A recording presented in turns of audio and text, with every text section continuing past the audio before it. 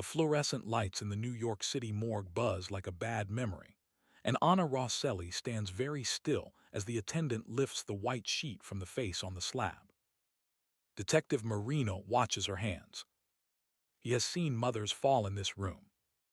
He has seen mothers scream so loud the sound bends the corridor. He has seen mothers go silent and small. He waits for one of those three. Anna does none of them. Her hands stay folded on her purse like a woman in church. Her eyes move slowly across the dead man's brow, across the nose, the jaw, the ear. The chill of the room makes the silence feel heavier than it should. And then Anna lifts her chin, looks Detective Marino in the eye, and says only this, quiet, certain, almost polite. "You're going to need to bring me my son, Detective, this isn't him." Marino opens his mouth to answer. He does not get the chance. Because behind that small, even sentence is 40 years of widowhood, 2 boys raised alone, and the kind of mother's eye that does not lie to itself. And what she has just seen on that slab is about to unravel a federal operation that even the FBI thought was airtight. To understand why Anna Rosselli could stand in a morgue and refuse the body in front of her, you have to go back. You have to go back to a small apartment in the Bronx in the summer of 1991, to a young woman of 38, with 2 boys still in elementary school, opening the door to 2 men in dark coats who did not have to say a single word. Anna's husband, Salvatore Rosselli, Sal to the neighborhood, Sally to the men he ran with, had been a soldier in a Bronx crew his entire adult life. He was a quiet earner. He did not raise his voice. He kissed his sons on the forehead every morning before he left. And one Tuesday in July, he did not come home. The men in coats said almost nothing. They did not have to. Anna closed the door, sat down at the kitchen table, and did not cry until the boys were asleep. From that night forward, she ran the household alone. She worked at a bakery on Arthur Avenue 6 mornings a week. She cleaned offices 3 nights a week. She did not remarry. She did not date. She raised her boys. Tony, the older one, was 12 when his father was killed. He went very quiet for 3 years. Then, around the age of 15, he began to come home with a certain kind of friend. He began to wear the kind of clothes that cost more than Anna's rent. He began to leave envelopes on the kitchen counter without saying where they came from. Anna never asked. She knew. She had buried a man for the same reason, and she knew what the kitchen counter envelopes meant. Vincent, the younger one, was 8 when his father died. He went the other way. He buried himself in schoolwork. He stayed inside on summer nights when the older boys were on the stoops. He went to Fordham on partial scholarship. He became an accountant for a midtown firm. He wore a tie every single day. He did not speak much to his older brother, not from anger, simply from the quiet understanding that the two of them lived on opposite sides of the same last name. By the time the story you are about to hear actually happens, Tony Rosselli is 47 years old and the capo of his father's old crew. Anna has known this for 12 years. She has never once set foot in the social club where her son does his business. She has never asked who works for him or who does not, or what the envelopes pay for now. But every Sunday at 1 o'clock in the afternoon, without exception, Tony comes to her apartment in the Bronx, sits at her kitchen table, and eats her gravy. He never brings anyone. He never brings a phone. He kisses her on both cheeks when he arrives, and on the forehead when he leaves. He eats 2 plates. He never says no to a third. He carries the dishes to the sink himself when he is finished, because he has been carrying his mother's dishes to the sink since he was 6 years old, and no amount of money or fear in a Bronx alley has ever made him forget it. He sits with her after the meal, sometimes for an hour, sometimes for 3. He talks about almost nothing: the weather, the price of veal, a movie he half-watched on a Saturday night. He never talks about the work. Anna never asks. They have an unspoken agreement, the two of them, that the kitchen is the one room in the city of New York where his other life is not allowed to enter. It is the only room left in the world where he is simply her boy. And on the morning, the NYPD calls Anna Rosselli at 7:15 in the morning to tell her that a body has been found in a Queens warehouse and that the body has been identified as her older son. Anna sits on the edge of her bed in her flowered nightgown, her hand on the receiver, and she does something that no one in the department expected. She thanks them politely for the call. She asks for the address. She says she will be there at 9. And then she hangs up, walks to the kitchen, and pours herself a small cup of espresso. She does not cry. She does not call Vincent. She does not call anyone. She drinks the espresso slowly. Then she gets dressed in the same black dress she wore to her husband's funeral in 1991. And she takes the subway because she does not own a car to the New York City morgue. Detective Marino is 41 years old. He has been on the homicide desk for 6 years. He has stood in this identification room more times than he can count, and he has a script in his head for how the next 10 minutes will go. He will introduce himself. He will offer water. He will explain that the visual is brief but necessary. He will warn the mother that the face has been cleaned and arranged, but that the experience will still be difficult. He will guide her gently to the window. He will signal the attendant. The sheet will lift. The mother will, almost always, collapse. He will catch her, or his lieutenant will catch her, and then the paperwork will begin. That is the script. None of it is what happens. Anna arrives at 8:53 in the morning. She refuses water. She listens to the warnings with her hands folded. She walks into the room without hesitation. She looks at the face on the slab for a long, long time, and then she gives him the sentence that breaks his script. Marino, to his credit, does not argue. He asks her quietly what she means. Anna does not answer the question directly. She asks instead if she can step out into the corridor for 1 minute. Marino lets her. Anna goes into the corridor, stands beside a water fountain, and looks at her own hands. They are not shaking. She is surprised by this. She comes back into the room and tells Marino, in the same quiet voice, that the dental records can match all they want, and the prints can match all they want, but the man on the slab is not Tony Rosselli, and she would like very much to be left alone with him for 5 minutes to be sure. Marino glances at his lieutenant, who has just walked in. The lieutenant, a woman named Garza, gives a small nod, but she only gives Anna 3 minutes. Anna does not argue. She sits down on the small chair beside the slab. She does not lift the sheet again right away. She simply looks at the shape of the body under the sheet. She listens to the room. The lights buzz. The vents hum. Somewhere down the hall, a phone rings twice and stops. Anna closes her eyes for a moment, and she does what she has done every single Sunday for 12 years. She pictures her son walking through her front door.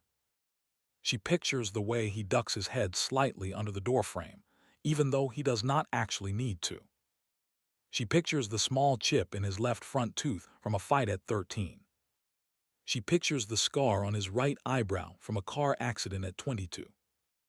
And she pictures the right earlobe, the earlobe that was bitten almost in half by a neighbor's German shepherd when Tony was 9 years old.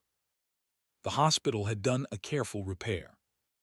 The scar was a small, pale crescent along the underside of the lobe, and the lobe itself had a very slight notch where the dog's teeth had caught. Anna has kissed that earlobe 1,000 times. She knows it the way you know the shape of your own thumb. She opens her eyes. She lifts the sheet. She studies the right ear of the man on the slab. The earlobe is intact, smooth, whole, no crescent, no notch. Anna lowers the sheet very carefully, the way you might tuck in a child who is not yours. She stands up. She walks out of the identification room. She finds Detective Marino in the corridor, and she tells him 3 sentences exactly.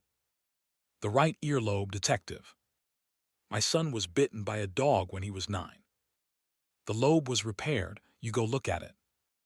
Marino looks at her for a long moment. Then he goes back into the room. He bends close to the dead man's right ear. He stands up. He goes very pale. He comes back out. He asks Anna to please wait in the family viewing room. Anna walks into the family viewing room, sits down on the upholstered bench, folds her hands on her purse and waits. She waits for 40 minutes. During those 40 minutes, Detective Marino calls his lieutenant. The lieutenant calls a captain. The captain, after a long pause, calls a federal liaison whose name does not appear on any organizational chart. The federal liaison listens. The federal liaison says, very calmly, that the case is closed, that the identification will stand, that there will be no further inquiry, and that Detective Marino is to thank Mrs.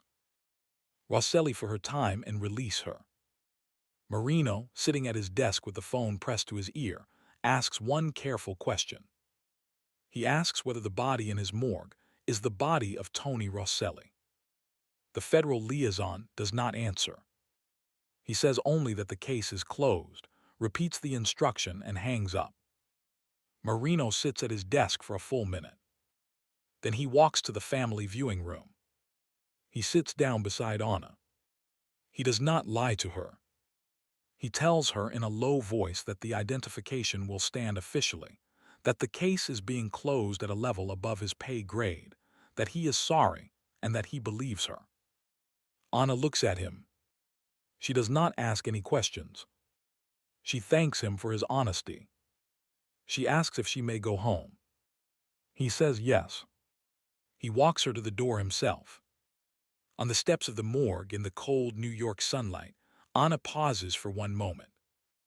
She looks up at the sky. She does not cry. She walks down the steps and gets on the subway and goes home. She does not call Vincent. She does not call anyone. She sits at her kitchen table in her funeral dress, and she pours herself another small cup of espresso. And she does what she has done every Sunday for 40 years. She waits. 3 weeks pass, and on a Tuesday morning in late October, the mail carrier slides a single postcard through the slot in Anna's apartment door. The postcard is plain. The front is a photograph of a wheat field at sunset, the kind of picture that comes from a gas station rack in the middle of nowhere. The postmark is from a small town in Idaho that Anna has never heard of and could not find on a map. There is no return address. There is no signature. There are only 6 words, written in a small, careful, unmistakable hand. Mama. The earlobe. Your boy. Anna reads the postcard, standing in her doorway in her slippers. She reads it twice. She closes the door. She walks to the kitchen. She lights the gas burner on her stove. She holds the postcard over the blue flame until the wheat field begins to brown, and then to blacken, and then to curl, and then to ash. She lets the ash fall into the sink. She runs the cold water until every trace of it is gone. She turns off the burner. She washes her hands. She sits down at the kitchen table. And then, for the first time since the phone rang at 7:15 in the morning 22 days ago, Anna Rosselli puts her face in her hands and cries. Not a wail, not a collapse, just a slow, steady weeping that lasts about 4 minutes. Because her son is alive. And she cannot tell anyone. Not Vincent. Not her sister in Florida. Not the priest at St. Anthony's. Not the women at the bakery. Not anyone. Because if she tells one person, even one, the wrong ear will hear it eventually, and the wrong people will come looking, and whatever her son has done to climb onto that slab in her place. Because that is what he has done, she understands this now. He has climbed onto that slab to save someone, possibly her, possibly Vincent, possibly the whole family will be undone. And so Anna does the hardest thing a mother can do. She decides, at her kitchen table on a Tuesday morning, that she is going to mourn a son who is not dead. She is going to do it perfectly. She is going to do it for as long as it takes. And she is not going to let a single human being see the scene. 3 months after the postcard, in the dead of a January night, there is a soft knock on Anna's apartment door. Not the buzzer from downstairs. A knock on the apartment door itself, which means someone has been let in by a neighbor, or has a key, or knows how to slip a lock. Anna does not look through the peephole. She opens the door. The man on the other side is in his 50s, wearing a plain dark coat, holding a leather folder. He shows her a federal identification card. He asks if he may come in. She steps aside. He does not sit down. He stands in her small living room and he tells her, in a quiet professional voice, the story she has already half guessed. Her son Tony has been a federal informant for 2 years. He came to the government on his own, with information about a network of rival captains who had been planning a move against the remnants of his father's old crew, a move that would not have spared the family. He cooperated. He wore a wire. He testified behind closed doors in 3 separate sealed grand juries. And then 2 months ago, an opportunity appeared. A man named Donnie Vassallo, a rival capo in his own right, a man who, by some strange coincidence, had paid a back-alley surgeon to alter his face for reasons of his own, had been killed during a sting operation that went sideways. Vassallo, after the surgery, bore a striking resemblance to Tony Rosselli. The Bureau looked at the body, looked at the operation, looked at the danger Tony was in, and made a decision very quickly. They staged the scene. They planted the prints. They rushed a DNA match using a tainted reference sample. They fed the body to the NYPD. They closed the loop. And they put Tony that same night on a plane to a city he had never been to, with a new name, a new birth certificate, a new social security number, and a single small suitcase. The agent in Anna's living room tells her that this is the entire story. He tells her that the family had to believe Tony was dead, because if even one rival heard a rumor that he was alive, the family would be hit. He tells her that Tony will not be coming back. He tells her that he is sorry. Anna listens to all of it without interrupting. When the agent finishes, Anna asks him one question and only one. She asks whether her son chose this himself, or whether the government chose it for him. The agent looks at her for a long moment. He says yes. Tony chose it himself. He could have refused the relocation. He understood the cost. He chose it. Anna nods once. She says quietly, "Then I will mourn him." The agent pauses at the door. He tells her, almost reluctantly, that her son had asked him to deliver one message in person if she ever asked the right question. The message was simply this: "Tell her I am sorry I cannot kiss her on the forehead this Sunday." Anna's eyes close for one full second. She does not let the agent see anything more than that. She thanks him. She wishes him a good night. The agent leaves. Anna closes the door behind him. She locks it. She turns the deadbolt. She turns the second deadbolt that her older son had installed himself one Sunday afternoon 4 years ago, without asking. She walks into her bedroom. She opens her closet. She takes out the black funeral dress. And then she walks to the kitchen and calls Vincent, because the time has come to plan a funeral for a son who is not dead. The funeral is held 11 days later at St. Anthony of Padua on East 187th Street. There is no body, of course. The official remains have been cremated at the family's request, a small lie arranged by the federal liaison and never questioned. The urn at the front of the church is empty. Anna had filled it herself in her kitchen with a careful handful of ash from a letter she had burned years ago, a letter from her own mother, because she could not bear to put nothing inside it. The church is packed. The crew is there, every soldier, every associate in dark suits and dark glasses, standing along the back wall with their hands folded in front of them like altar boys. The neighborhood is there, the bakery women, the butcher, the old men from the social club, the children who used to play stickball with Tony in the alley behind the apartment in 1986. Vincent sits in the front pew beside his mother, his shoulders shaking so hard the pew creaks. Vincent does not know. Vincent believes every single second of it. Vincent's grief is real, and Anna, sitting beside him in her black dress and her black veil, holds his hand tightly and lets him weep into her shoulder, and she does not flinch, and she does not whisper, and she does not even allow her face to lift toward the empty urn. She is mourning. She is mourning perfectly. Because somewhere across a continent, in a small house at the end of a small street in a town she has never seen, her son is alive, and if she allows one single muscle in her face to betray that fact, in this church, in front of these people, he will not be alive for very much longer. Across the city, in offices that do not have names on the doors, the rivals are watching the funeral on a feed from a parked van 2 blocks away. They are watching the crew. They are watching Anna. They are watching Vincent. And what they see is a family in genuine, devastating grief. A Capo gone, a mother destroyed, a brother shattered, a crew leaderless. They make a decision in that van. They back off. They turn their attention to other things. The threat against the family quietly dies, because the family's leader is, as far as they can see, hear, or verify, already dead. The federal liaison, 2 days later, sends Anna a single line of communication through a back channel. It says only, "It worked. Thank you." Anna burns that note too.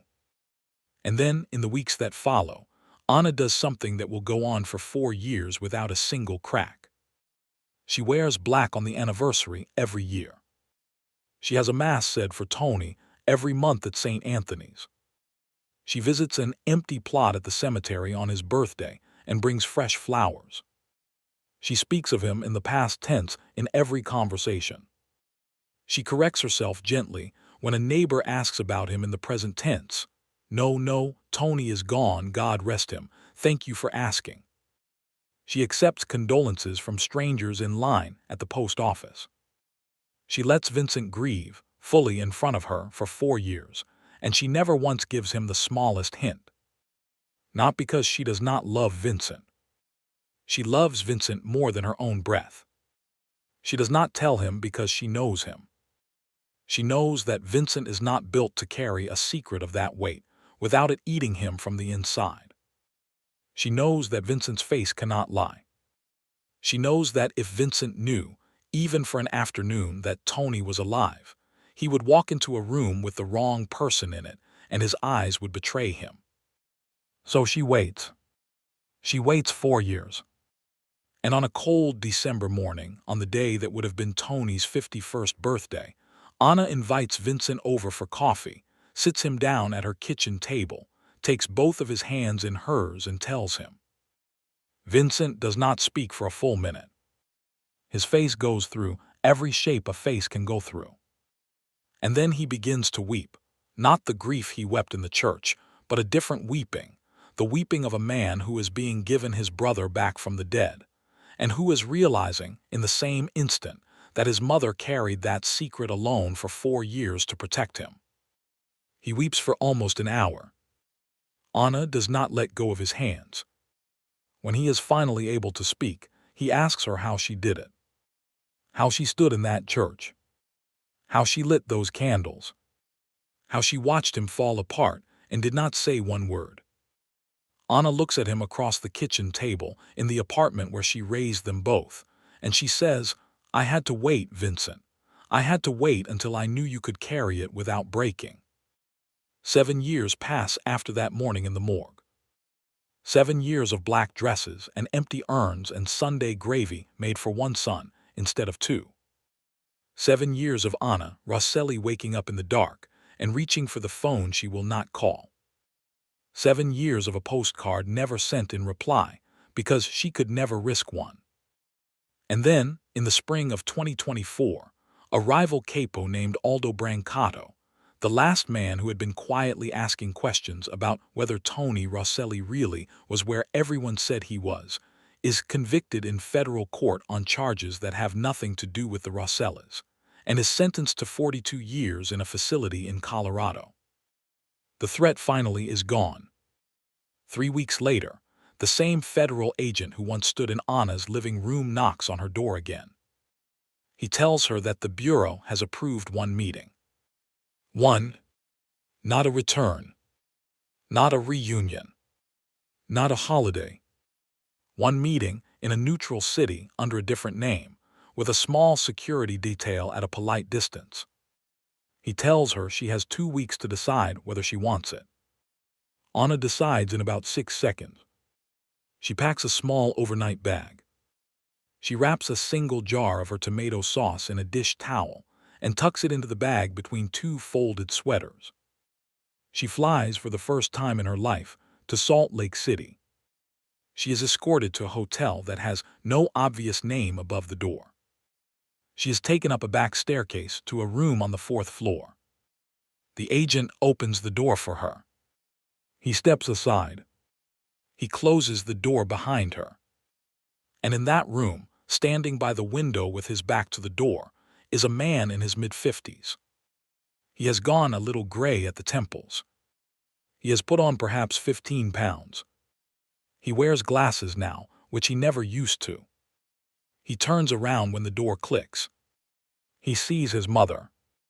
He does not say anything for a long time. He just looks at her, the way a man looks at a face he has not allowed himself to imagine for 7 years. Anna sets her overnight bag down on the small writing desk by the door. She unzips it. She lifts out the dish towel. She unwraps the jar of tomato sauce. She walks across the room and sets the jar carefully on the table by the window, beside her son's coffee cup. And only then does she turn and put her hand on his cheek. He breaks. He breaks the way a man breaks when he has been a hardware store owner in a small town in Idaho named Henry Green for 7 years. A husband, a father of a 5-year-old daughter, a coach of a t-ball team, a man who waves at the postman every morning, and is allowed, for the first time in all those years, to be Tony Rosselli for one single afternoon. He sobs into her shoulder. He says "Mama" over and over like a much younger man. Anna holds him. She does not cry. She has done her crying. She has done 7 years of crying in a kitchen alone, with the water running.